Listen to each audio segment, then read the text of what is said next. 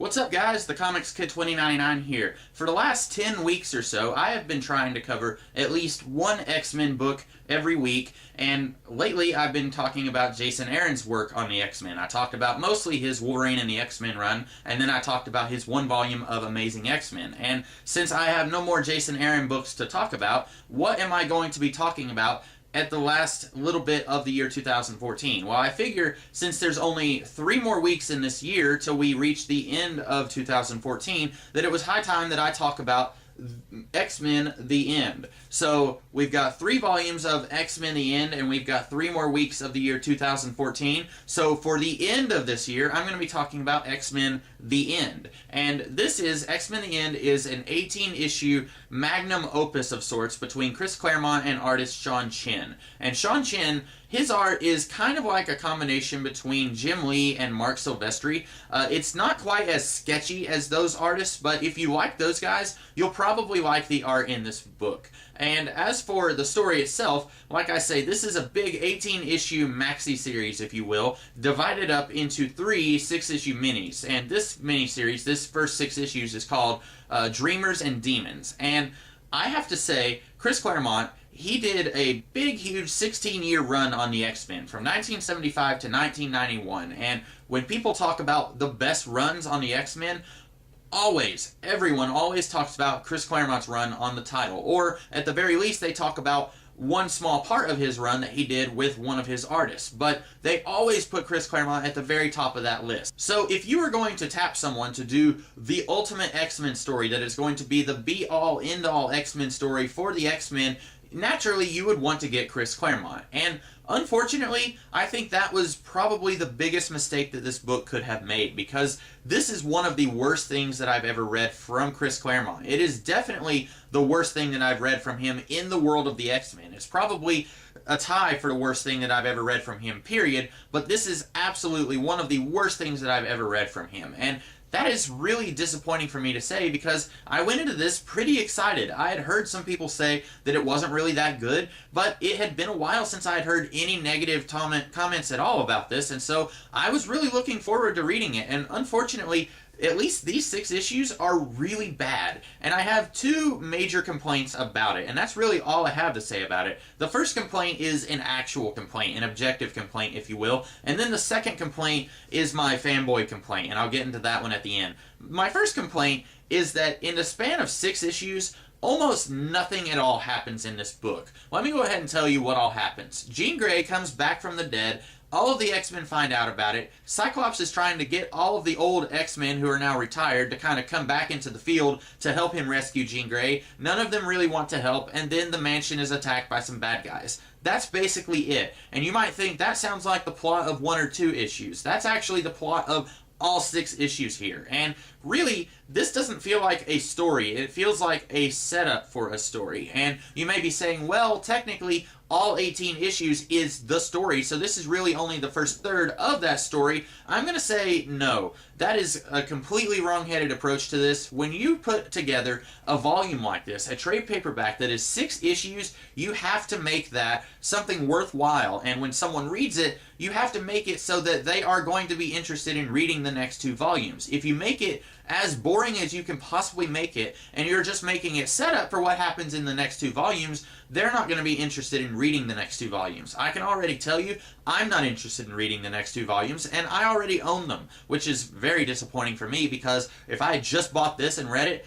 well, I may have actually gone ahead and bought those other 2 volumes just so I could have the complete story and see if it gets any better. But right off the top of my head, after reading this, I'm saying I'm definitely not interested in reading the rest of this event. And that's really disappointing because A, I was really looking forward to it, and B, I'm a huge X-Men fan. So if you wanted to do the be-all, end-all, ultimate X-Men story to end all X-Men stories, I would have been the one person who you would really want to try and target with that. And unfortunately, they kind of missed their target. At least I think they did. My other complaint, my fanboy complaint, if you will, have you ever noticed in stories that are set in the future, however far in the future that they are set, they always do this thing, or at least they almost always do this thing, where they kind of try to predict some of the continuity that's going to happen in between the present day and however far in the future this story is set. For example, in the story Days of Future Past, we kind of have this backstory that's set in between the present day and the year 2013, or however far into the future that story was set. And you've got stuff like all the superheroes dying, like Captain America, Cyclops. A whole bunch of these superheroes are dead with the exception of like 5 or 6 X-Men who are in that concentration camp. And then you've got stuff like that bill that's being signed into power and stuff like that.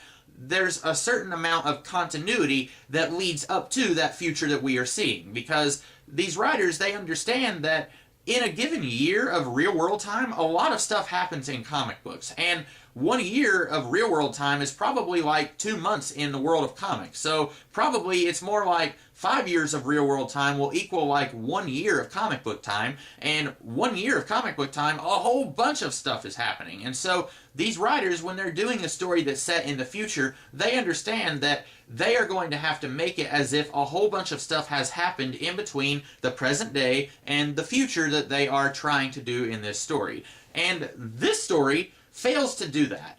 In some ways, it kind of sort of does this thing where it's like, oh, this is very clearly set in the future. For example, Cyclops and Emma Frost, they have 3 kids. So it's got to be set like 8 years in the future, right? Because they've got these 3 kids and they're all preteens, none of them are babies. And then you've got stuff like Kitty Pryde is running for mayor, Nightcrawler is a movie actor, Jubilee is his producer.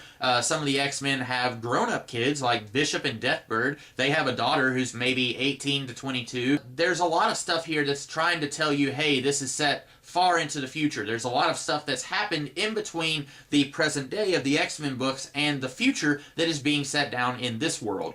But then there's so much other stuff that feels like it is only set 1 or 2 weeks into the future instead of like 16 to 20 years into the future. For example, Kitty Pryde has this friend who is a therapist, and she was introduced by Chris Claremont in Extreme X-Men. And I just don't think that Chris Claremont really realizes that that character is not as important as he thinks that she is.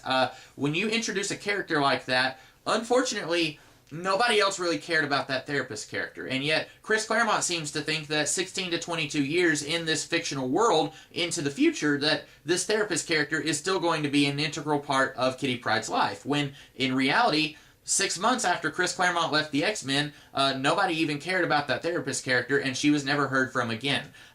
Yet she's here, 16 to 22 years into the future, still part of Kitty Pryde's life. And then you've got, like, X-Force. They basically look exactly the same as they did in the year 2000. They've got, like, 1 new member, but for the most part, it's exactly the same. In reality, in 16 to 22 years, that team would have changed fundamentally. You would have had, like, 3 X-Force teams that have come and gone since then. You would have had a lot of changes that would have happened, but instead, this team, it looks like no time has passed for them at all. Maybe a year has passed for them, but then at other parts of the book, it looks like a lot more time has passed. And that is a huge deal breaker for me. It makes me feel like I'm reading a book that doesn't feel like it's been as well thought out, if that makes any sense. When I read a story like Days of Future Past, which is written by Chris Claremont, it feels like the creators got together and kind of brainstormed what this world is like before they started writing this story.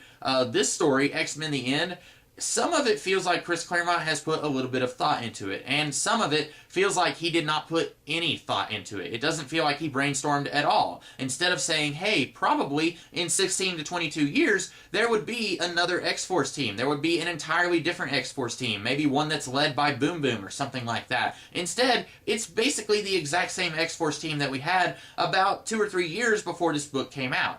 And that really makes it feel like this book, it makes it feel a lot more fake than what it should. And I know the X-Men is fake. I know that they're not real. I know that this stuff is not the real world. But the thing is, people want to read comics, and they want these comics to have a certain sense of verisimilitude, which means they want the stories to feel real, even though the readers know that they're not real. That's ultimately why people have such big, huge arguments about continuity problems and stuff like that, because it shatters that illusion that they want to have when they are reading a comic book. And this does not have that sense of verisimilitude that I want when I'm reading a comic book. Ultimately, do I recommend this book? Absolutely not. This is one of the worst X-Men stories I've ever read, from Chris Claremont anyway. It's not the worst X-Men story I've ever read in my life, But this is, unfortunately, one of the worst things I've read from Chris Claremont, period. And I've read some doozies from him, let me tell you. This is a really bad story. I really cannot recommend it. The only reason that I'm going to keep reading is because I already have volumes 2 and 3. If you are listening to this video and you're thinking, should I buy this series? I'm going to say no. Please do not waste your money on this book. It is really, really bad. That's all I have to say here. I will be back later this week with some other videos. I've got a couple more lined up for you guys. And then next week, I will be talking about Volume 2 of X-Men The End. And also, I'll probably tell you again later this week in one of my other videos, and I may even tell you again next week, but next week is Christmas week. I'm only going to be doing 3 videos instead of my usual 4. On Christmas Day, I am not going to be doing a video. I'm probably going to be doing a video on Christmas Eve, though, maybe. So take that time that you would have usually spent watching one of my videos and celebrate the holidays with your family. Even if you don't celebrate the holidays, spend that time with your family. Have some fun with them. That's what I'll be doing. I'd like to spend the holidays with my family. So I hope that you guys have a great rest of the day, and I will see you again later this week with a different kind of video. Until then, catch you later. Have a great day.